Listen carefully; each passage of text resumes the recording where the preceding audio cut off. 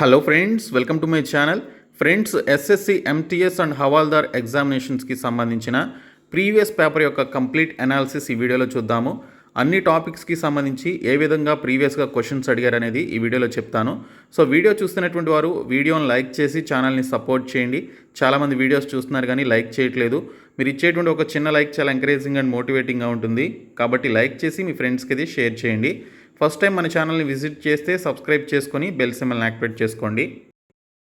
Friends, ఈ వీడియోలో 2021 SSC MTS నోటిఫికేషన్కి సంబంధించి 2022లో కండక్ట్ చేసినటువంటి పర్టికులర్ ఎగ్జామినేషన్కి సంబంధించి క్వశ్చన్స్ ఏ విధంగా వచ్చాయనేది ఈ వీడియోలో చూద్దాము. Aptitude, reasoning, GK and English ఈ 4 టాపిక్స్ నుంచి మనకి క్వశ్చన్స్ ఏ విధంగా అడిగాడు అనేది ఒకసారి అయితే చూద్దాము. సో దట్ మీకు ఒక ఐడియా అనేది వస్తుంది.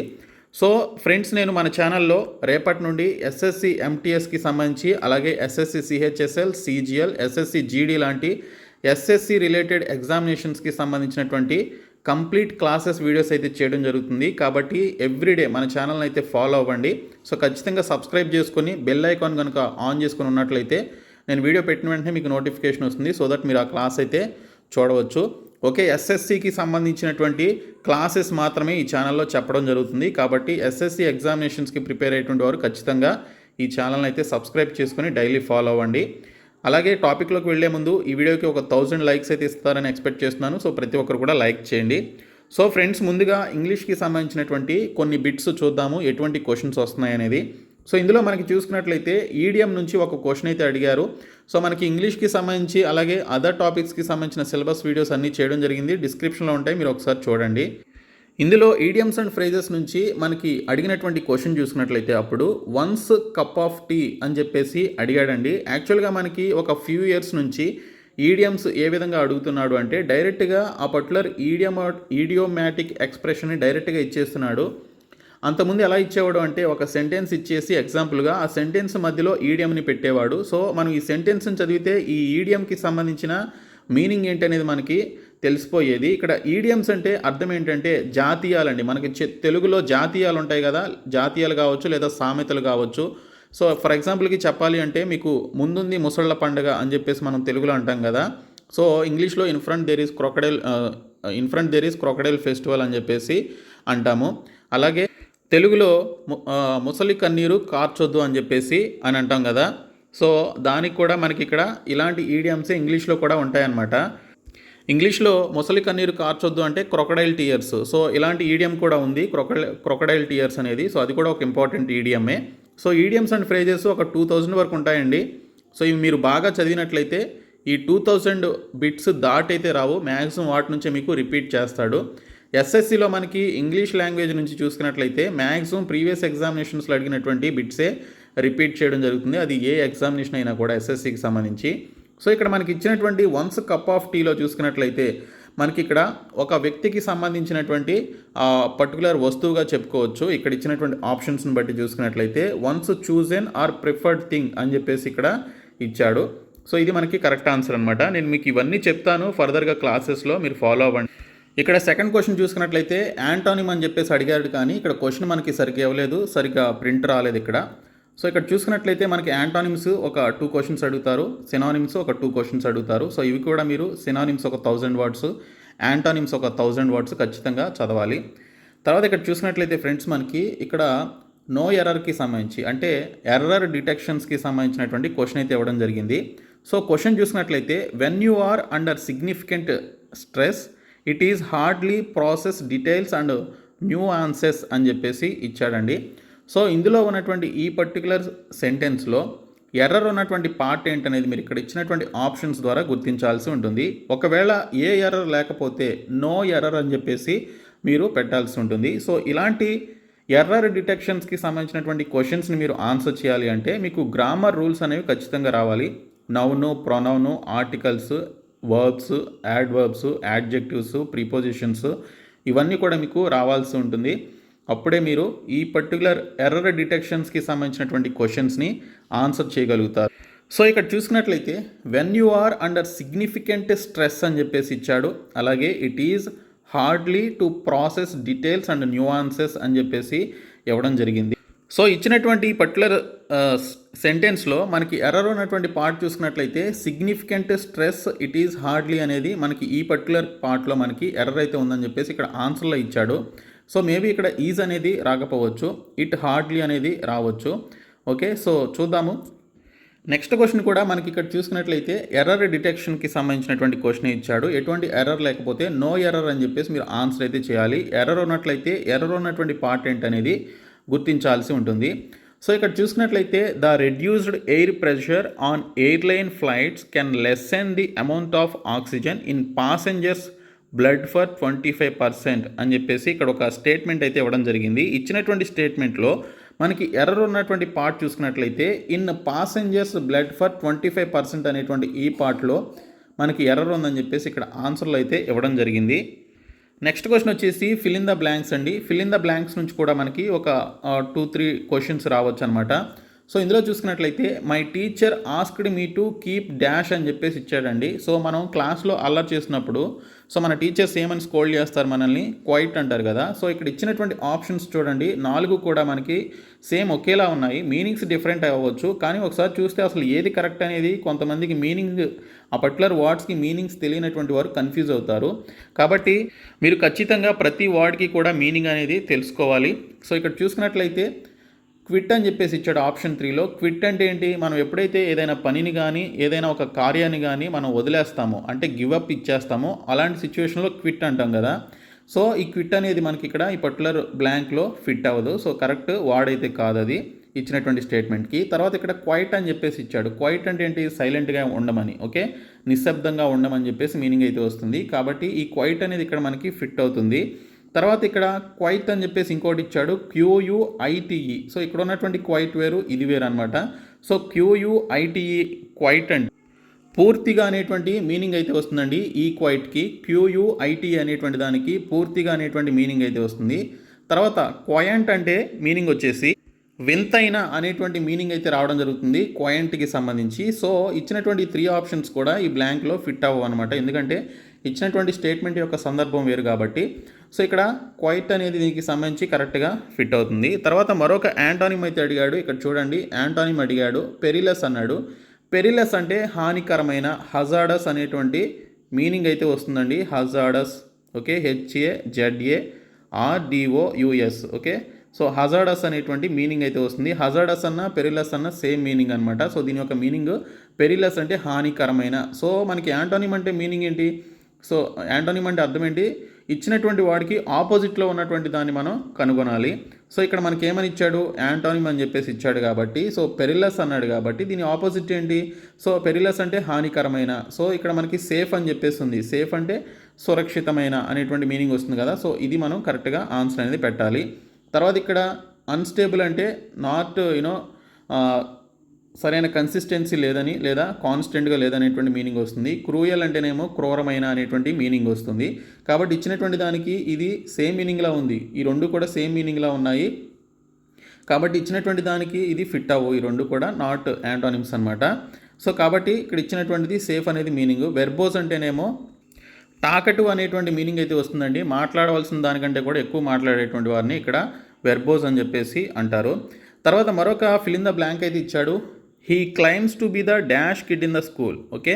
He claims to be the dash kid in the school. So అతను ఏమని క్లైమ్ చేసుకుంటున్నాడు అంటే, నా అంత పర్టికులర్ కిడ్ ఎవరూ లేరు ఈ స్కూల్లో. So a particular kid, smartest kid, okay. So నా అంత స్మార్టెస్ట్ కిడ్ ఎవరు లేరు, నా అంత తెలివిగల ఆ స్టూడెంట్ లేదా తెలివిగల పిల్లాడు ఈ స్కూల్లో ఎవరు లేరు అనేది అతను క్లైమ్ చేసుకుంటున్నాడు ఆ particular student. So he claims to be the dash kid in the school, he claims to be the smartest kid in the school అనేది ఇక్కడ కరెక్ట్ సెంటెన్స్గా చెప్పుకోవచ్చండి. ఇంకా మరొకటి వచ్చేసి మనకి ఇంగ్లీష్లోనే నో ఇంప్రూవ్మెంట్ స్టేట్మెంట్స్ అని చెప్పేసి ఇస్తాడండి. సో అవి ఎలా ఇస్తాడు అంటే, ఇలాగ ఒక స్టేట్మెంట్ ఇచ్చేస్తాడు, ఇచ్చేసి ఆ స్టేట్మెంట్లో ఒక పర్టికులర్ పార్ట్ని ఈ విధంగా అండర్లైన్ చేసిస్తాడనమాట, ఓకే. ఈ విధంగా అండర్లైన్ చేసిస్తాడు. సో ఆ అండర్లైన్ చేసినటువంటి దానిలో ఏమైనా ఇంప్రూవ్మెంట్ ఉందా ఇంగ్లీష్ గ్రామర్ ప్రకారం అని చెప్పేసి అడుగుతాడు. సో ఆ ఇంప్రూవ్మెంట్ ఉంటే ఇంప్రూవ్మెంట్ చేయాల్సినటువంటి ఆ వర్డ్స్ అయితే ఇస్తాడు కింద. సో అవి మీరు గుర్తించాలి. ఒకవేళ ఇంప్రూవ్మెంట్ లేదనుకోండి, నో ఇంప్రూవ్మెంట్ రిక్వైర్డ్ అనేటువంటి ఒక ఆప్షన్ మీరు చూస్ చేసుకోవాలి. సో ఇక్కడ ఏమన్నాడు, many families are so poor to bear the cost of educating all they children అని చెప్పేసి ఇచ్చాడండి. So as per prepositions rules ప్రకారం చూసుకున్నట్లయితే too is followed by, okay, too is followed by to అండి. ఓకే, ఇక్కడ ఏమన్నాడు, సో పూర్ టూ అన్నాడు. Okay, so poor to అన్నాడు కానీ టూ పూర్ టూ అనలేదు. ఓకే, సో ఇక్కడ సో ప్లేస్లో టూ అనేది ఖచ్చితంగా రావాలి. కాబట్టి టూ పూర్ టూ అనేది ఇక్కడ మనకి కరెక్ట్ వర్డ్గా అక్కడ ఉండాల్సినటువంటి కరెక్ట్ సెంటెన్స్గా చెప్పుకోవాలి. కాబట్టి ఇక్కడ సో ప్లేస్లో టూ అనేది రావాలి. కాబట్టి ఇక్కడ ఇంప్రూవ్మెంట్ అనేది చేయాలి ఇచ్చినటువంటి స్టేట్మెంట్లో. సో టూ పూర్ టూ అనేది ఇక్కడ మనకి కరెక్ట్ సెంటెన్స్గా చెప్పుకోవచ్చు. సో మీరు చేయాల్సినటువంటి ఇంప్రూవ్మెంట్ అనమాట అది. ఓకే, సో ఈ విధంగా ఇంప్రూవ్మెంట్ చేయాల్సినటువంటి స్టేట్మెంట్స్ అయితే ఇస్తాడు. తర్వాత కరెక్ట్లీ స్పెల్ట్ వర్డ్స్ అని, ఇన్కరెక్ట్లీ స్పెల్ట్ వర్డ్స్ అని చెప్పేసి ఇస్తాడండి. అవి ఒక 2 అడగొచ్చు, ఓకే, లేదా ఒక 3 అడగొచ్చు అనమాట. ఓకే, సో ఇక్కడ చూసుకున్నట్లయితే ఒక సెంటెన్స్లో ఇచ్చేసాడు. ఏమని ఇచ్చాడు, surely he now has earned the respect master అన్నాడు. మాస్టర్ స్పెల్లింగ్ ఏంటండి, MASTER.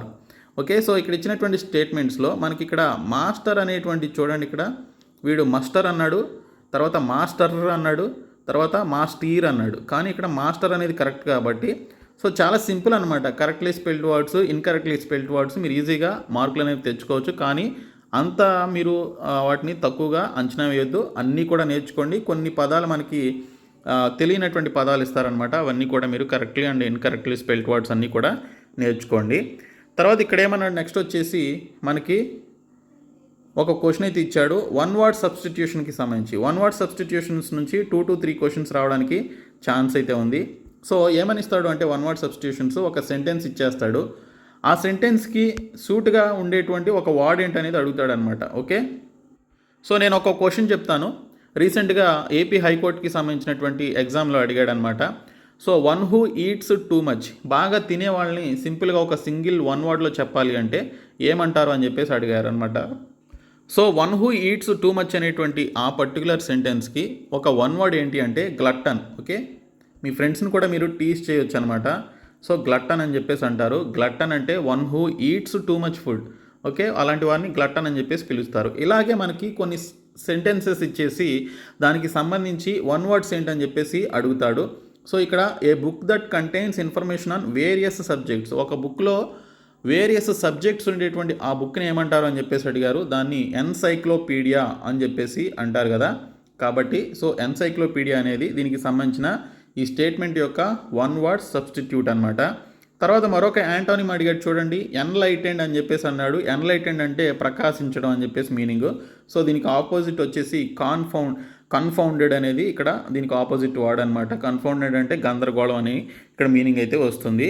తర్వాత ఇక్కడ చూసుకున్నట్లయితే సినానిమ్ అడిగాడు చూడండి, ఇక్కడ హ్యాస్టీ అన్నాడు. హ్యాస్టీ అంటే స్పీడప్ చేయడం, ఓకే, వేగవంతం చేయడం అనేటువంటి మీనింగ్ అయితే వస్తుంది. సో సినానిమ్ అంటే ఏంటి, సిమిలర్ మీనింగ్ ఉండేటువంటి వాడిని మనం గుర్తించాలి. సో ఇక్కడ ఎక్స్పీడిషియస్ అన్నాడు. సో ఎక్స్పీడైట్ అనేటువంటి పదం నుంచి వచ్చిందే ఎక్స్పీడిషియస్ అనమాట. ఎక్స్పీడైట్ అంటే స్పీడప్ చేయడం, వేగవంతం చేయడం. ఓకే, సో ఎక్స్పీడైట్ అన్న, ఎక్స్పీడిషియస్ అన్న, హ్యాస్టీ అన్న సేమ్ మీనింగ్ వస్తుంది, వేగవంతం అనేటువంటి మీనింగ్. ఓకే, సో ఈ విధంగా మనకి సిమిలర్ మీనింగ్ అయితే మనకి ఎక్స్పీడైట్కి ఉంది కాబట్టి సో మనం ఇక్కడ ఎక్స్పీడిషియస్ అనేది దీనికి సంబంధించిన రైట్ సినానిమ్గా చెప్పుకోవచ్చు. సో ఈ విధంగా మనకి ఇంగ్లీష్ క్వశ్చన్స్ అయితే ఉంటాయండి. మళ్ళీ మనకి ఇక్కడ నో ఇంప్రూవ్మెంట్ స్టేట్మెంట్ ఇచ్చాడు చూడండి. ఒక సెంటెన్స్ ఇచ్చేసి మధ్యలో కొంత స్టేట్మెంట్ని అండర్లైన్ చేశాడు. ఇందులో ఏదైనా దీనికి సంబంధించి ఇంప్రూవ్ చేయాల్సింది ఏమైనా ఉందా అని చెప్పేసి అడిగాడు. సో ఇక్కడ ఏమన్నాడు, the water at her place was cool and had a metallic taste అని చెప్పేసి ఇచ్చాడు.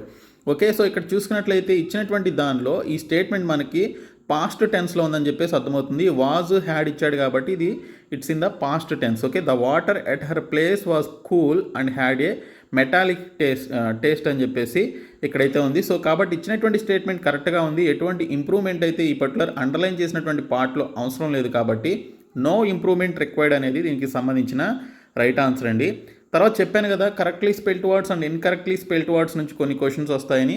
సో ఇక్కడ ఇచ్చాడు చూడండి, ఇన్కరెక్ట్లీ స్పెల్ట్ వర్డ్ ఏంటి ఇచ్చినటువంటి 4 ఆప్షన్స్లో అని చెప్పేసి అడిగాడు. సో ఈ విధంగా క్వశ్చన్స్ అయితే ఉంటాయండి. ప్రీవియస్గా మనకి 25 క్వశ్చన్స్ వచ్చేవి. సో ఇప్పుడు కూడా మనకి సెషన్ 2లో మనకి ఇంగ్లీష్ లాంగ్వేజ్ ఉంది కాబట్టి ఇది కూడా 25 క్వశ్చన్స్ ఇస్తాడు. Each question carries 3 marks. మీరు ఒక క్వశ్చన్ రాంగ్గా పెడితే 1 మార్క్ నెగిటివ్ మార్కింగ్ అయితే ఉంటుంది. సో ఇది ఇంగ్లీష్కి సంబంధించి ఈ విధంగా క్వశ్చన్స్ ఉంటాయి. ఇప్పుడు వేరే ఒక సబ్జెక్ట్ చూద్దాం.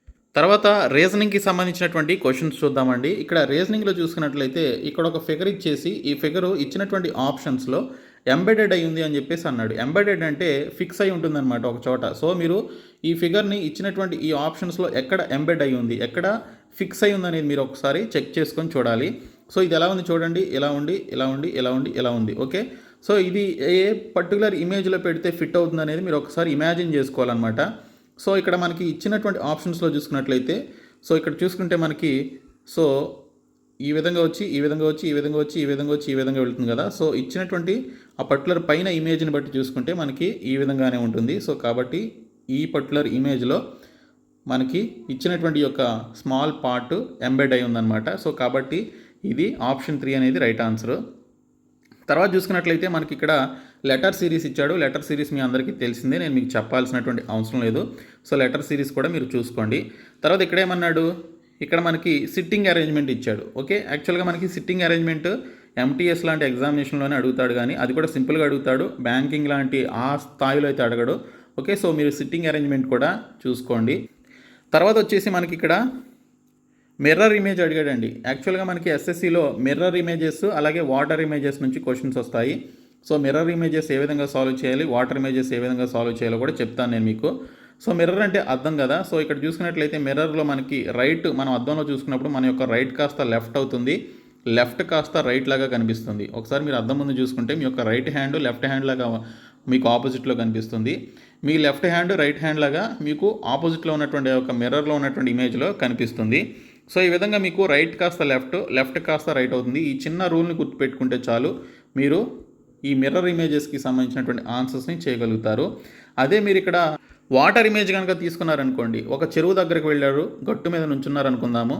సో గట్టు మీద నుంచుంటే మీరు మీ యొక్క తల నీళ్ళ లోపలికి వెళ్ళిపోయినట్టు ఉంటుంది. అంటే టాప్ కాస్త బాటమ్ అవుతుంది, బాటమ్ కాస్త టాప్లోనికి వచ్చినట్టు ఉంటుంది. అంటే మీ కాళ్ళు ఏమో పైకి ఉన్నట్లు, మీ తల ఏమో కిందకి వెళ్ళిపోయినట్లు కనిపిస్తుంది. ఒకసారి మీరు మీ ఇంట్లో ఏదైనా బకెట్ ఉంటే ఆ బకెట్లో ఉన్నటువంటి నీళ్ళల్లో చూసినా కూడా మీకు సేమ్ అదే ఫీలింగ్ కలుగుతుంది. ఓకే, సో మీ యొక్క టాప్ కాస్త బాటమ్కి వెళ్ళినట్టు, బాటమ్ కాస్త టాప్కి వచ్చినట్లు మారుతుంది. సో టాప్ బాటమ్ అవుతుంది వాటర్ ఇమేజ్లో, బాటమ్ కాస్త టాప్ అవుతుంది అనమాట. ఈ రూల్ గుర్తుపెట్టుకుంటే మీరు ఆ వాటర్ ఇమేజెస్కి సంబంధించిన క్వశ్చన్స్ని ఆన్సర్ చేయగలుగుతారు. తర్వాత ఇక్కడ మనకి కోడింగ్ అండ్ డికోడింగ్కి సంబంధించినటువంటి క్వశ్చన్ ఇచ్చాడు. సో కోడింగ్ అండ్ డికోడింగ్ మీరు అటెంప్ట్ చేయాలి అంటే ఏబిసిడీలు రాసుకోవడమే, మీకు తెలిసిందే కదా. ఏబిసిడీలు రాసుకొని వాటికి నంబరింగ్ ఇచ్చుకొని సో దీనికి సంబంధించి ఆన్సర్ చేయాలి. సో ఇవన్నీ చెప్తాను నేను మీకు, మీరైతే ఫాలో అవ్వండి. సో మళ్ళీ ఇక్కడ మనకి మిర్రర్ ఇమేజ్ ఇచ్చాడు చూడండి. సో మిర్రర్ ఇమేజ్ ఓకే, మనకి రైట్ లెఫ్ట్ అవుతుంది, లెఫ్ట్ రైట్ అవుతుంది. ఈ రూల్ గుర్తుపెట్టుకొని ఇమేజ్ని మీరు ఈ విధంగా ఇటువైపుకి మారిస్తే ఏ విధంగా మారుతుంది అనేది ఇచ్చినటువంటి ఆప్షన్స్ని బట్టి చూసి ఆన్సర్ చేయాలి. తర్వాత ఇక్కడ మనకి నంబర్ సిరీస్ ఇచ్చాడు చూడండి. 8, 9, 5, 16, 27, 25 అని చెప్పేసి ఈ విధంగా ఇచ్చాడు. సో ఇక్కడ చూసుకున్నట్లయితే 8 కాస్త 16 అయింది, 9 కాస్త 27 అయింది, 5 కాస్త 25 అయింది. సో ఇక్కడ మనకి 8ని డబల్ చేస్తే 16 అవుతుంది, 9ని ట్రిపుల్ చేస్తే 3 టైమ్స్తో మల్టిప్లై చేస్తే 27 అవుతుంది, 5ని 5 స్క్వేర్ ఓకే 5 స్క్వేర్ చేస్తే మనకి ఇక్కడ 25 అవుతుంది. తర్వాత మళ్ళీ ఇక్కడ చూడండి. సో 16 కాస్త 32 అయింది, 27 కాస్త 81 అయింది. అంటే మనకి ఇక్కడ 16 ఇక్కడ 2 టైమ్స్ చేశాడు, 27ని 3 టైమ్స్ చేశాడు, ఇంకా 25నేమో 5 టైమ్స్ చేశాడనమాట. సో తర్వాత వచ్చేటువంటి వాటిని మీరు గుర్తించాలి. ఇక్కడ చూసుకున్నట్లయితే 32 ఎంత అవుతుందండి, 64 అవుతుంది. 81 ఎంత అవుతుంది, ఇక్కడ మనకి 3 టైమ్స్ అవుతుంది. తర్వాత 125 ఎంత అవుతుంది, 625 అవుతుంది. సో 64, 625 అనేది రైట్ ఆన్సర్ అనమాట. సో ఈ విధంగా మీరు రీజనింగ్లో మంచిగా స్కోర్ చేయొచ్చు. సో ఈ విధంగా మనకి క్వశ్చన్స్ అయితే ఉంటాయి. సో నేను మీకు ఇవన్నీ చెప్తాను. ఇక్కడ ఇంకో క్వశ్చన్ ఇచ్చారు చూడండి, మ్యాథమెటికల్ ఎక్స్ప్రెషన్ 20 and 10ని కనుక మనం ఇక్కడ ఇంటర్చేంజింగ్ చేస్తే ఓకే 10 పొజిషన్లో 20ని పెట్టి 20 పొజిషన్లో 10ని పెడితే వచ్చేటువంటి ఆన్సర్ ఏంటని చెప్పేసి అడిగారు. మీకు బాడ్మాస్ రూల్ తెలిస్తే చాలు ఈ క్వశ్చన్కి ఆన్సర్ అయితే చేయొచ్చు. సో ఇవి రీజనింగ్కి సంబంధించినటువంటి క్వశ్చన్స్. తర్వాత న్యూమరికల్ యాప్టిట్యూడ్కి సంబంధించిన క్వశ్చన్స్ చూడండి. సో మనకి ఇక్కడ చూసుకున్నట్లయితే ప్రాఫిట్ అండ్ లాస్కి సంబంధించినటువంటి క్వశ్చన్ అయితే ఒకటి వచ్చింది. తర్వాత మనకి ఇక్కడ డిస్కౌంట్స్కి సంబంధించినటువంటి క్వశ్చన్ వచ్చింది. ఖచ్చితంగా డిస్కౌంట్స్ నుంచి ఒక క్వశ్చన్ అయితే ఉంటుందండి, చాలా ఇంపార్టెంట్ టాపిక్ ఇది. సో మార్కెట్ ప్రైస్ ఎంత అని చెప్పేసి అడుగుతాడనమాట. సో చాలా ఇంపార్టెంట్ టాపిక్ అండ్ చాలా ఈజీ టాపిక్ కూడా, కాబట్టి అది ఆ పర్టికులర్ టాపిక్ని బాగా ప్రాక్టీస్ చేయండి.